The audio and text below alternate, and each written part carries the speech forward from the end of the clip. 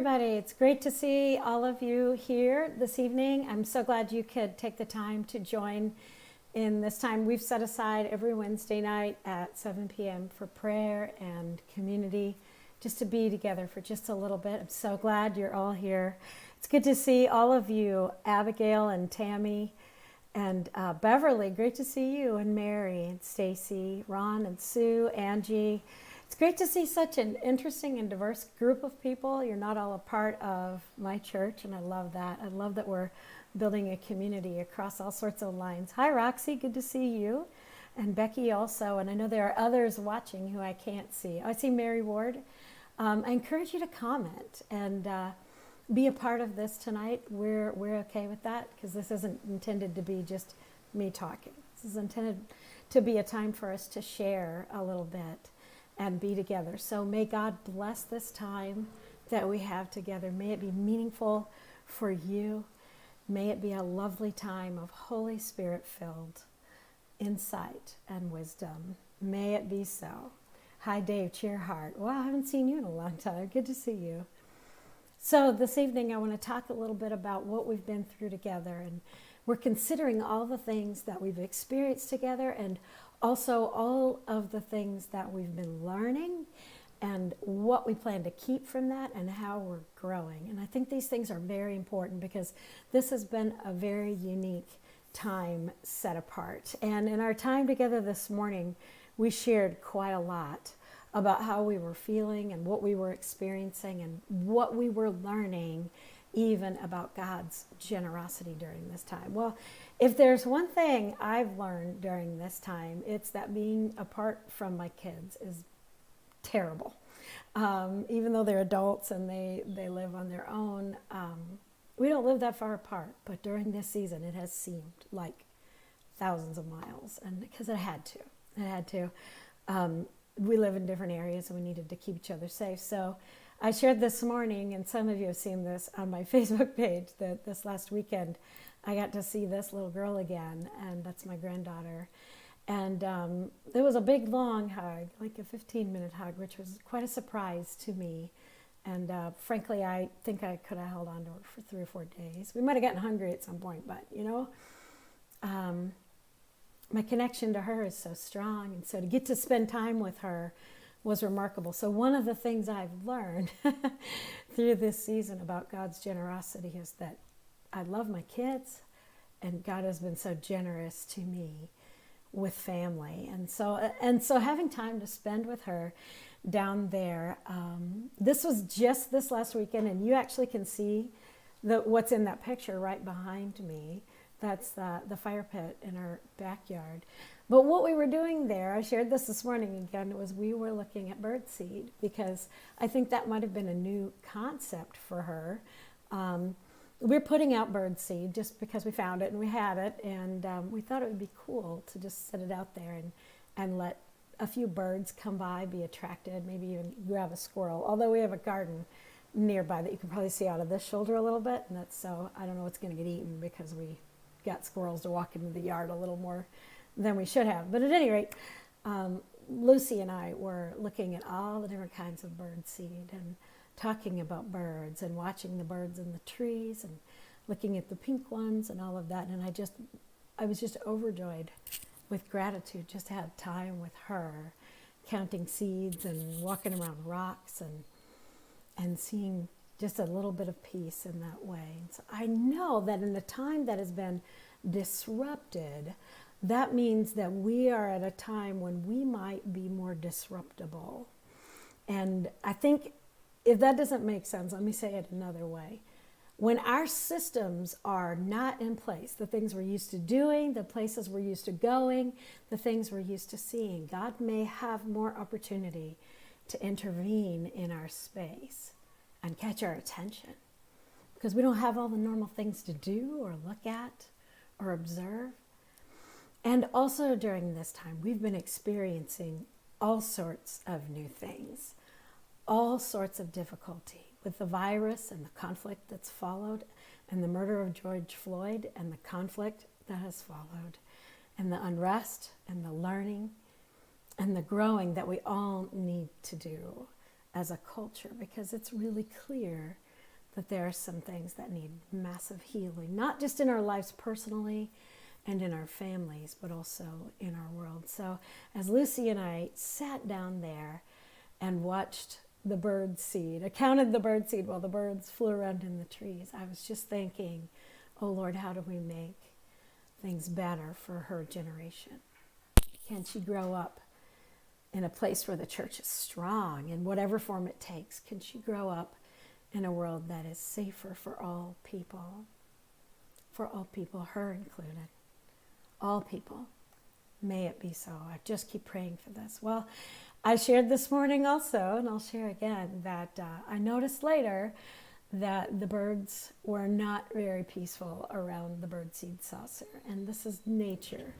They are competing for them. And you might actually be able to hear them. I have windows open here now, but this is a video I took of the last man standing, or the last female standing. I don't know which one it was, but it's going to flip back in because it's going to loop.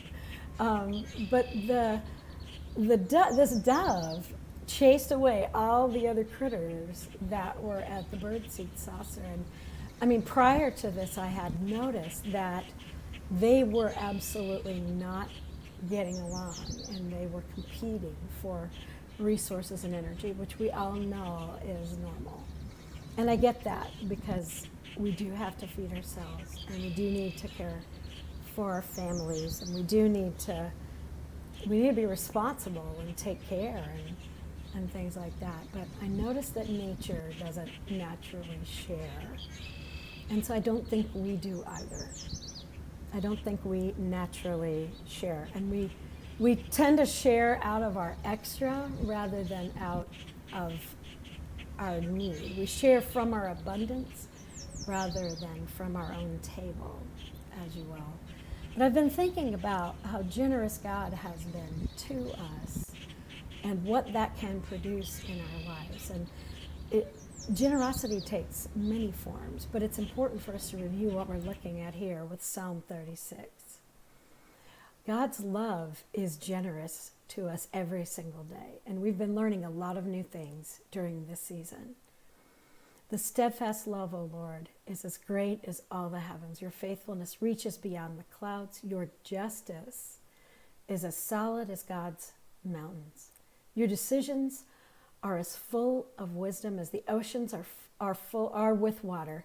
You are concerned for humans and animals alike. And it continues on. How precious is your constant love, O God. All humanity takes refuge in the shadow of your wings. Wouldn't that be great? Wouldn't that be great right there? All humanity takes refuge in the shadow of your wings. Oh man, don't we long for this? Don't we long for that world? How does that world arrive? That all humanity would know, would trust, would believe, to take refuge in the shadow of God's mighty, powerful, protective leadership wings. How do they know that? The psalmist continues, you feed them with blessings from your own table, what you have, and let them drink from your rivers of delight. For you are the fountain of life, and our light is from your light.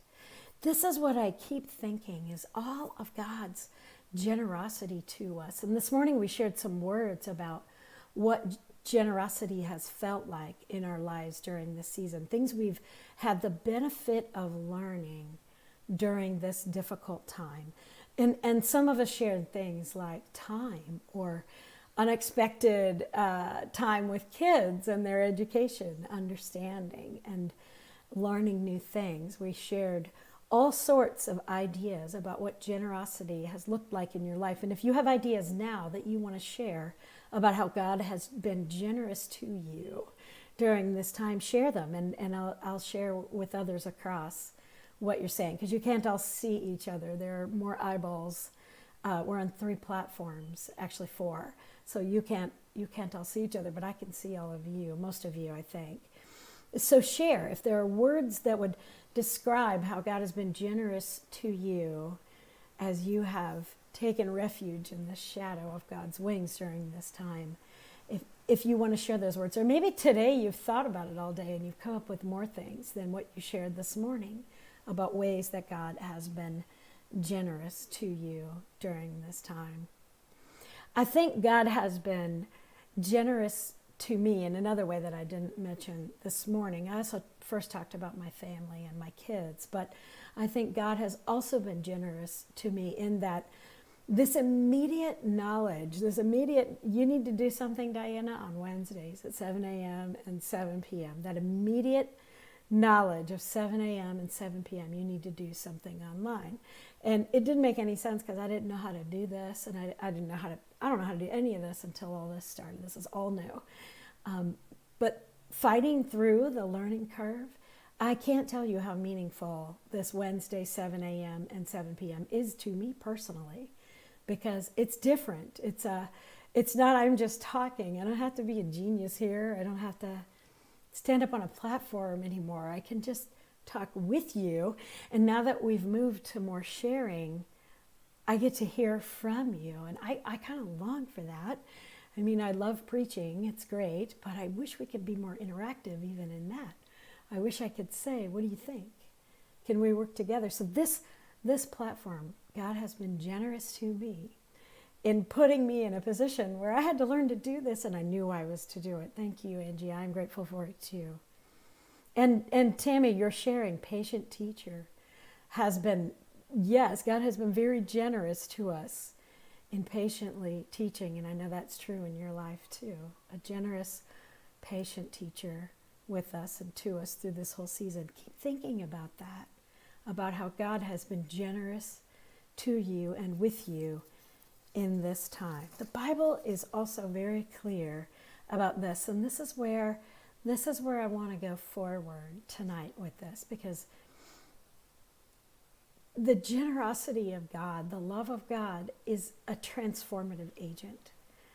God's living and God's life is not stagnant. It is living and moving and breathing, and it changes us. It is unavoidable.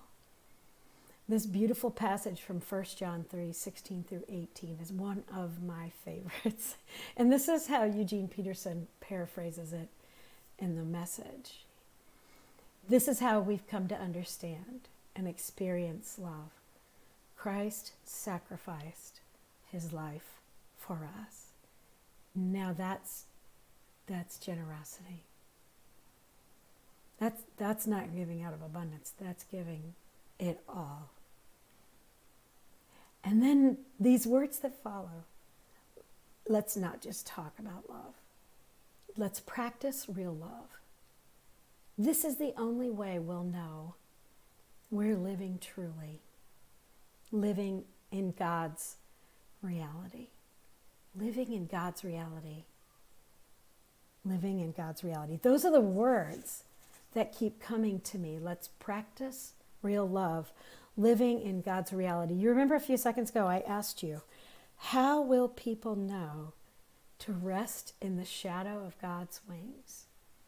And I think they will know when we who are there are willing to practice real love and live in God's reality. So living in the way that the world will be and will be when Jesus is Lord over all. So in that world, no one is hungry. No one is less. No one is more. We are all equal in God's sight, in God's eyes. Think of all the ways that you picture what God's reality will be like. Can you, if you want to share about that, what is God's reality like? God's reality to me is that blessed place where we're a part of the work of the kingdom. We're part of loving people in tangible ways. In God's reality, there's peace, and not fake peace, not Band-Aid over the wound peace. Real healing, lasting peace. In God's reality, there's peace, true peace. In God's reality, there's sharing. In God's reality, there's always hope. In God's reality. And so for you, what is God's reality? And how has the generosity that God has shown you even during this time? So if you know God has been teaching you and working on you during this time, if you know God has been generous with you in some way during this time, I'm not even talking about finances. I'm talking about time and energy and joy, all those things, but even conflict and difficulty. What have you learned? What have you learned? And how is that compelling your next action towards practicing real love and teaching what it means to live in God's reality? I see a comment here. All people have a safe place to sleep in God's reality. Yeah, that is so needed, isn't it? All people have a safe place to sleep and have family and have enough in God's reality. So think about these things. What has this time transformed in you enough that it will change you going forward? Or maybe, what is God working on in you? I know that one of the things that God is working on in me, and I'll share this because I know there's a lag, so I'll see your comments in a few minutes. There's a delay between what I say and what I see in your comments. So I'll share this. I know God has been working on me in a really powerful way in these last few weeks, considering that my indifference or my even gloss it over somebody else's issue towards racial issues in this country is no longer going to be enough. I can't do that. I have to educate myself more. I have to educate other people more. I have to be a part of healing the systemic issues that got us to this mess. So God has been generous with me in allowing me to feel the pain of this in a very deep way. And that has inspired me to do more about it going forward. Not just pray that it goes away. Pray that it drives forward active change. How has God been inspiring you to practice real love? The other thing I was thinking about that I thought was really interesting, one of our church people had to fly to Atlanta today. And she was posting on Facebook how strange it was to be in the airport and wear the masks and how no one can smile at each other because it doesn't seem real. I noticed that. I noticed that the other day, and I've seen other people talk about this. And, you know, maybe God's generosity in practicing real love is smiling anyway, and smiling so big under those masks that people can see it in your eyes, making the effort, making eye contact. There's nothing dangerous about eye contact.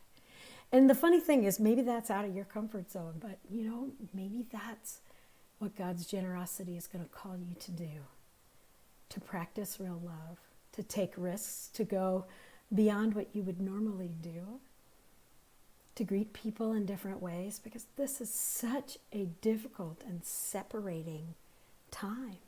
Think about that. This is a separating time. How is God's generosity inspiring you? Maybe it's time. Maybe you need to give people or things more time. Maybe it's forgiveness.